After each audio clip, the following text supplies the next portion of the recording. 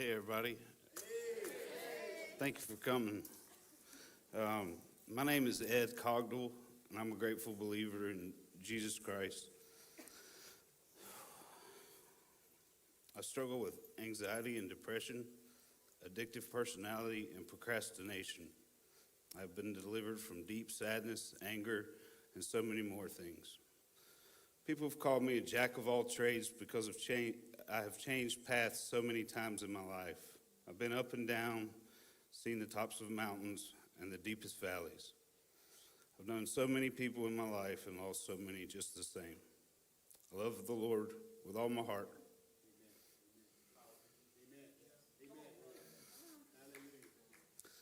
And I'm a walking, talking example of His true grace. The following is my witness to the unlimited power of God the Father and the testimony of my life.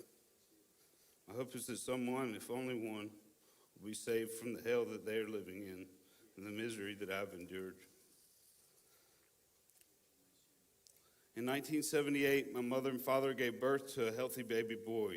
They were overjoyed to have me, and though I don't remember much of anything, I'm sure it was a blast. I was the first of three. My little sister came along a few years later. I was so happy to have a sister. She was so beautiful. She began, however, to have seizures as a baby. My parents told me that she had 5 seizures a day for 2 years. Mom and Dad spent 180 days and nights at Duke Hospital over the next 2 years. I stayed with my grandmother and was recently told that I cried constantly for my mother. I remember thinking I was at fault for her illness. One night, her doctor sat up in bed and the cure had come to him in his sleep. My sister was healed.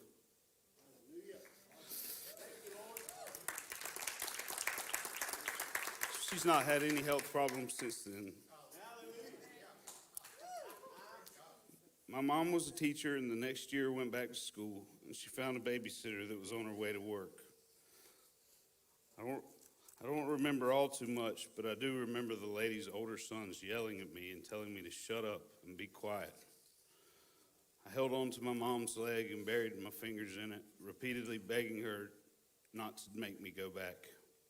It was so bad my mom quit work rather than me going back to the sitter. I thought that the yelling and verbal abuse happened only once, but I was informed that I went to that place for over a year.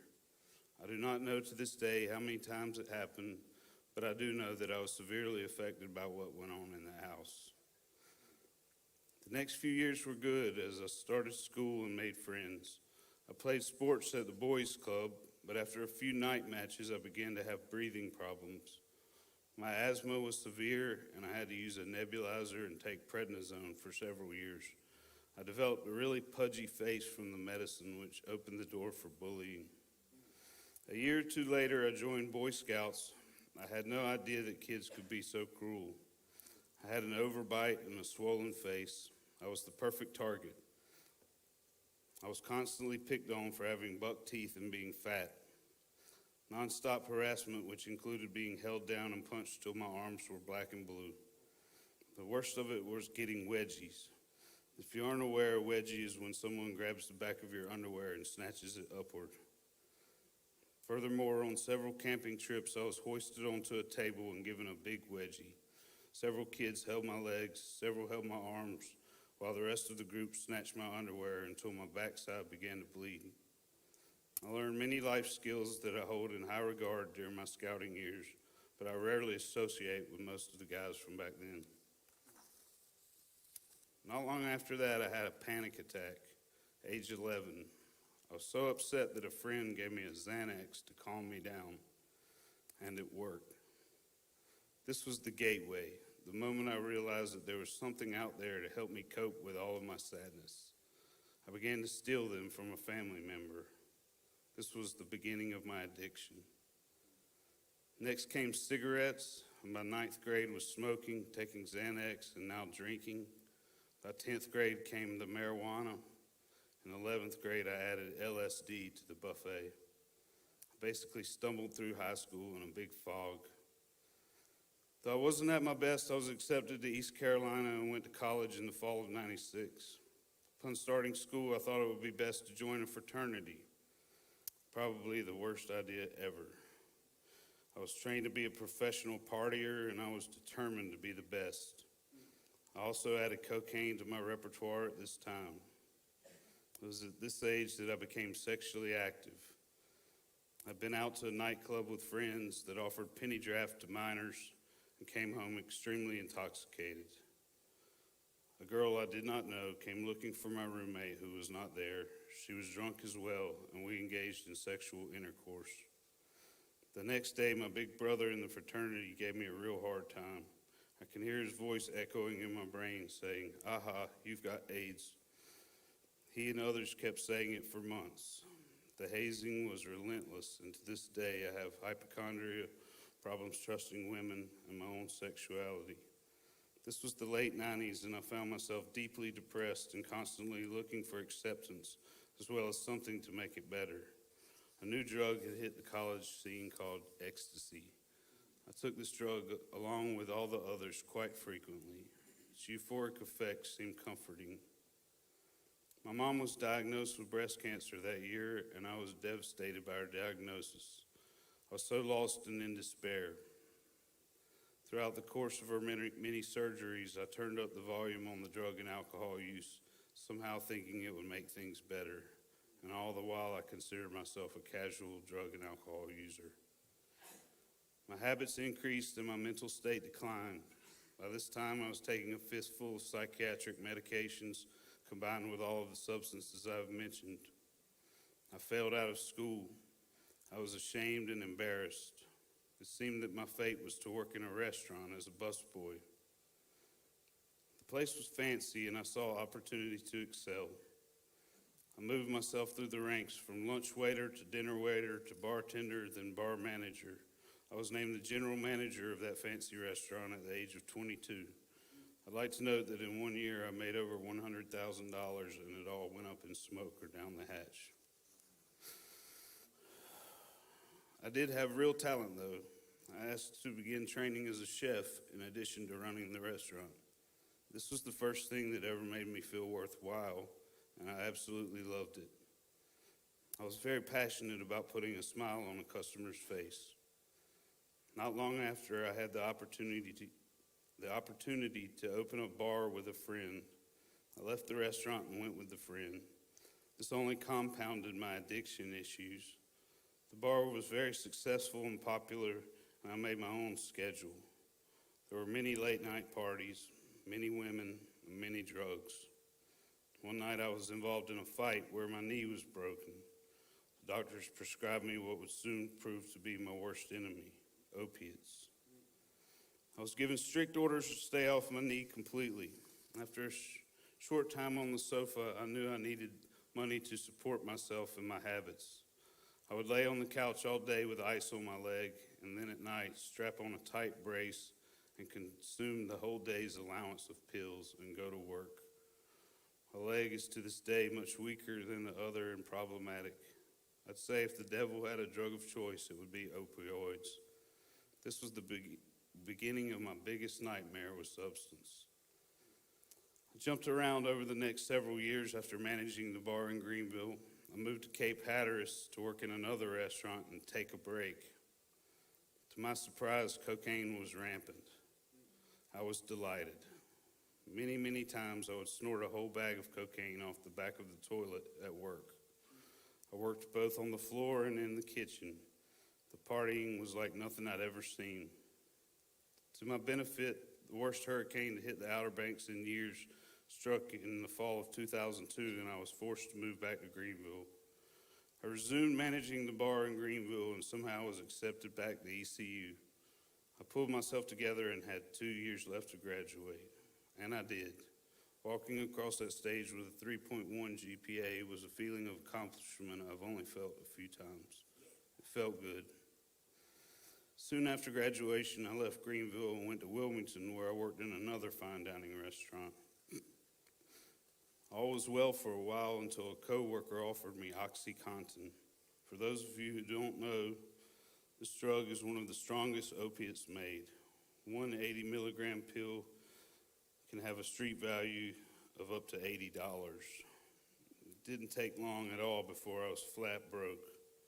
I knew I needed help. A doctor prescribed me a high dose of synthetic heroin, Suboxone, where I could be monitored and weaned off. I did feel somewhat normal again, but was taking this terrible medicine. If opiates are the devil's drug of choice, Suboxone is the devil himself. I did calm down some. I still drank and smoked every day, but the meds kept me at home much more, seemingly. One evening, there was a knock at the door and an old pal. He said, "Hey, Ed, want to watch the Carolina game and do some lines?" So we did.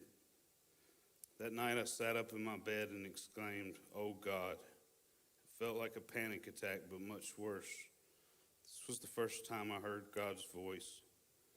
I heard him say, "You're okay."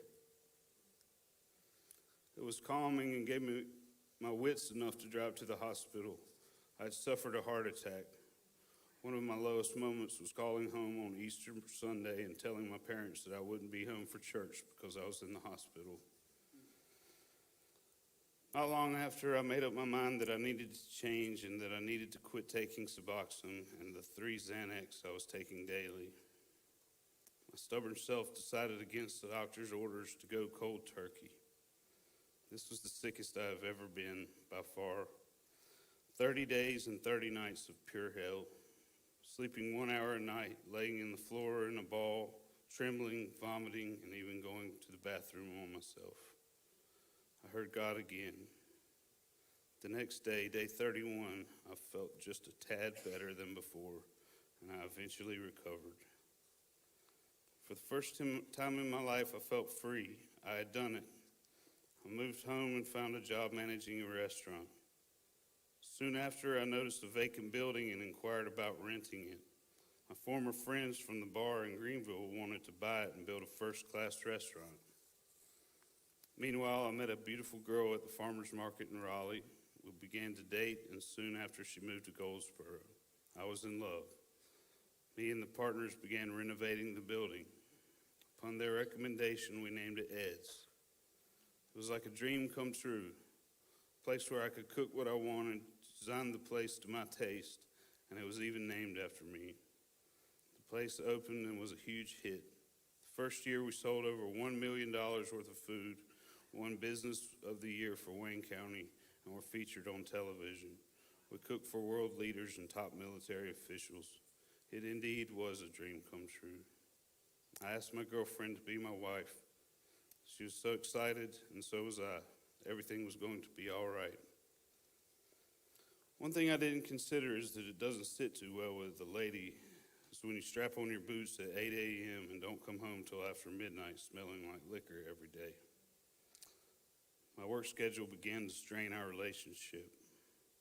My partners began to grovel and complain about not making enough money in year 2. They said they wanted Ed's to be more of a club than a fancy restaurant. This didn't feel right to me. By year 3, they insisted, and tension was at an all-time high with my fiance and I. I was deeply depressed and barely functioning. The doors closed to remodel the restaurant against my wishes. I was overwhelmed. I began to use cocaine again and smoke pot. One afternoon, I was out in my shed smoking a joint. When I came inside, my fiancée was crying and said she was leaving me. I grabbed my pistol off the table and told her to have a nice life. Moments later, I was calmed by my mother's voice and convinced to commit myself to the hospital. It was terrible. She did, in fact, leave. We had to sell our dream house. She took all the nice things we shared, even my dog. I was absolutely lost and heartbroken. Before I could get my wits about me, I met a young lady from a local bar. We immediately began to have sex regularly. This was a lustful relationship in which I became addicted. I was very ashamed, but continued on with the risky behavior. A short time later, she ended the relationship, which further added to my despair. Several months went by, and the young lady called. "Ed, I'm pregnant," she said. I was upset, but actually kind of happy at the same time. You see, all my life I've wanted to be a dad. I went to her house and she showed me an ultrasound photograph. I cried like a baby. Then she looked me in the eyes very seriously and said, "Don't even think about me keeping it." I was an absolute wreck. I begged her to give me the baby to care for. She wouldn't hear it. After a trip to the abortion clinic, she came home with 3 pills. They were to be consumed several hours apart. She called me crying and asked me to come immediately. Could she have had a change of heart? I wondered as I rushed over. Upon entering the house, I saw what I can only describe to be what looked like a murder scene. She had taken all 3 pills at once, and what I saw was the result of this action. I will spare you the details, but I will tell you is that I lost my mind that day. Over the next few weeks, I deeply contemplated death. I wanted to die. I felt I was responsible for the murder of a child, my own blood. One day, with a large bottle of Jack Daniels, I sat and held my gun with my finger on the trigger, just staring at it. Several times I thought, okay, this is it. I'll never forget what felt like a breeze in my room. I looked over my shoulder to see what might have made the breeze and saw something so beautiful. There on the wall was my grandmother's cross stitch. It read, "Don't give up. God ain't finished with me yet." Yeah. I wept and put the gun away immediately. Although I didn't kill myself, for several years moving forward, I tortured myself with extreme exercise, fasting, and manual labor. I lost 100 pounds in under a year and began drinking again very heavily. It started with beer, then moved to beer and a pint of liquor. Things escalated, and I began to buy a pint of whiskey to drink on the way home and a 5th for the evening. I did this daily for months and months. As I came home from work one day, the phone rang. It was that same young lady from before. Something about the call made me come completely unglued. I began to guzzle a half a gallon of Jack Daniels and became more and more bent out of shape. I cursed the girl from one end to the other, and eventually she became worried for my safety. Apparently I'd been speaking of hurting myself, and I meant it too. When she arrived at my house, we argued. I punched a door and shattered a bone in my hand. The girl was highly concerned for my safety. She tricked me by saying we were going to get food, but she took me to my mom and dad's house. I ran out the front door of my parents into the woods down the street. I hid in a pile of leaves. Somewhere around 40 police officers conducted a search, and I was found and aggressively taken into custody. This was such a terrible time. I don't recall all of the details and may have blocked out some of them. I woke up at Old Vineyard Behavioral Facility and had been committed. I stayed about 2 weeks and can only say it's nowhere anyone would ever want to be. The worst part about my stay was the isolation.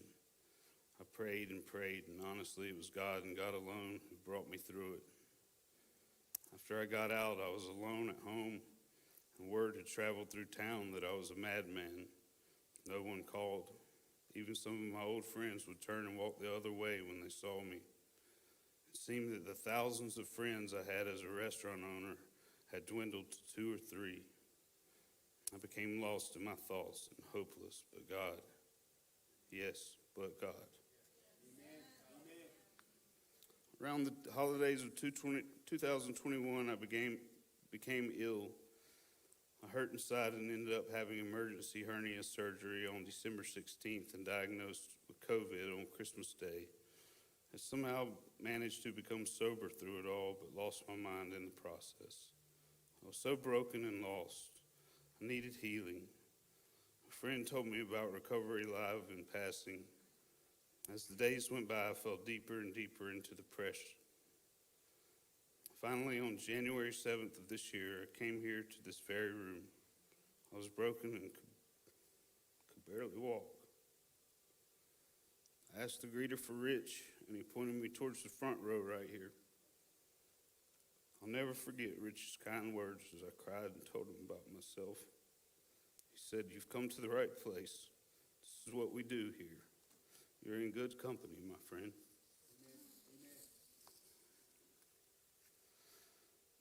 This is not the end of the story. It's actually just the beginning.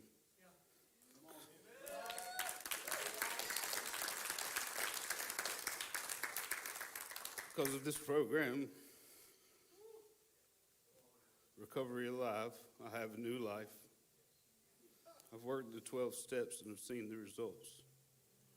When I walked into those doors back there, the process began, the power of weakness. And I felt the power of the cross and the power of forgiveness. Joining a process group quickly after coming to Recovery Alive helped immensely, and the steps to recovery were carried out with great effectiveness. Being in a small group, such as a process group with trustworthy individuals, has been such a blessing, as I was able to open up about my issues and circumstances. I won't stand here and tell you that I'm fully healed and need no further recovery. I do need recovery. Like the layers of an onion, I continue to peel back my problems and areas that need working on. I've been healed from what brought me here, though. If you have pain in your heart and mind and addiction, or are so bothered by anything that you just don't know if you can make it or take it any longer, I promise you with all my heart and my word, Recovery Alive can give you a fresh start to feel new again. To feel new again is a feeling that words cannot express. I encourage you to give a process group a try. I'm so thankful for God. I'm so very thankful to God for saving me, for redeeming me. I've decided to change my career path and follow what I think the Lord wants me to do. I'm happy to say I've just completed my training, and I'm officially a certified peer support specialist.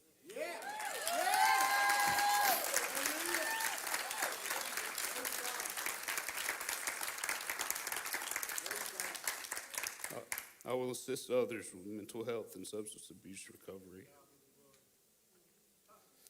I also have a wonderful new girlfriend, Corinne.